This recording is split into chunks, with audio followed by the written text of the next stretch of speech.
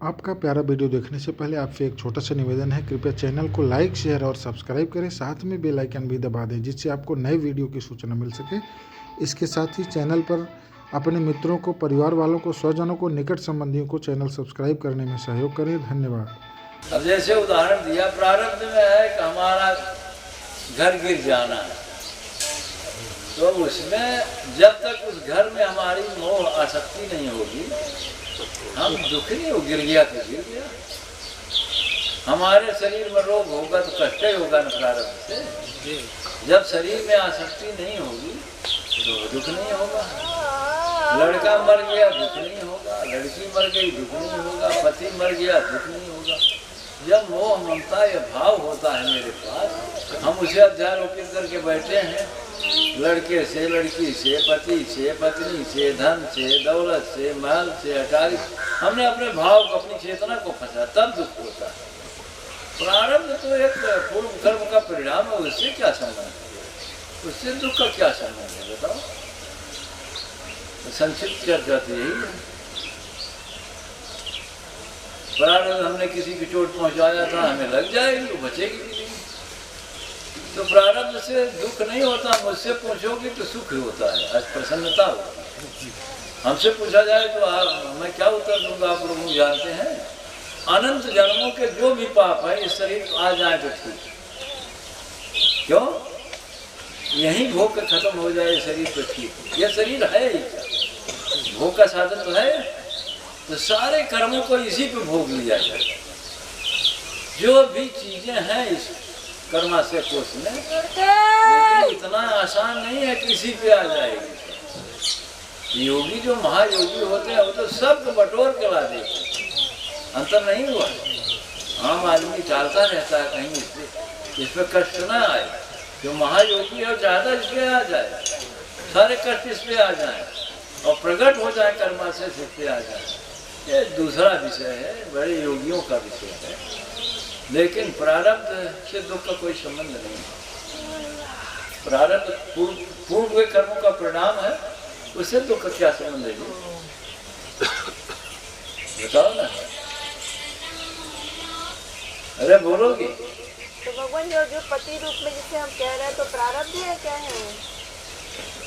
प्रारब्ध भी हो सकता है।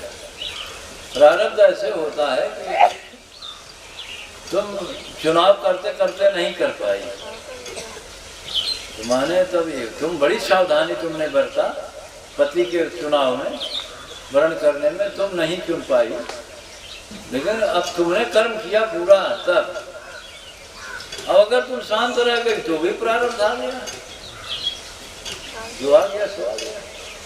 अच्छा भी आ सकता है, बुरा भी आ सकता है। लेकिन हम दुखी हो रहे हैं तो भगवान वो तो प्रारब्ध, वो प्रारब्ध से उसका कोई संबंध नहीं।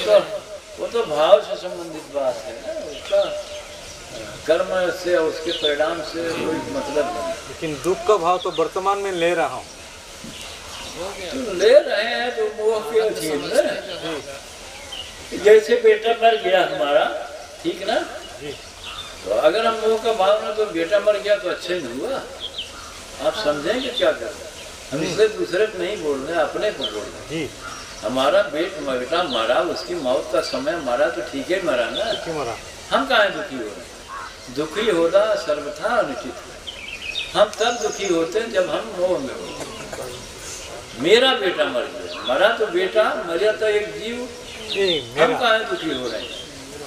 अरे उसका मरने का समय वो मरा, उसका जीने का समय तो जिया। मुझे क्या सुख दुख है इसमें? कोई मरे तो मुझे क्या दुख है, कोई जिए तो मुझे सुख क्या है? उसमें क्या, वो तो जीव है ना।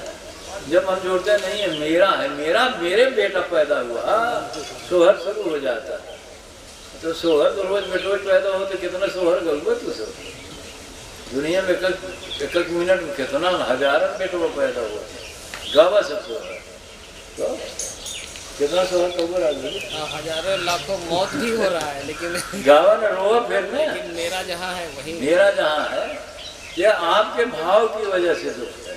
क्यों गुड़ी? तो हम कह रहे दुख से बचना है, तो भाव क्यों फंसा रही हो?